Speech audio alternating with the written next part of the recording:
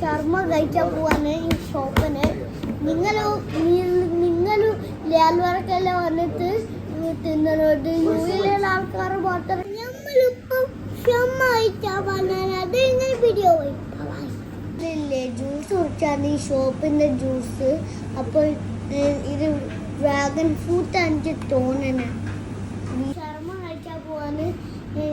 ഇത് നമ്മളിപ്പോൾ കഴിക്കും. അപ്പോൾ അല്ലേ ആരും കുടി വരുന്നുണ്ടെങ്കിൽ ഇവരെ വരുന്ന എൻ്റെ ഉത്തരം അതാണ് കേട്ടോ. മാമ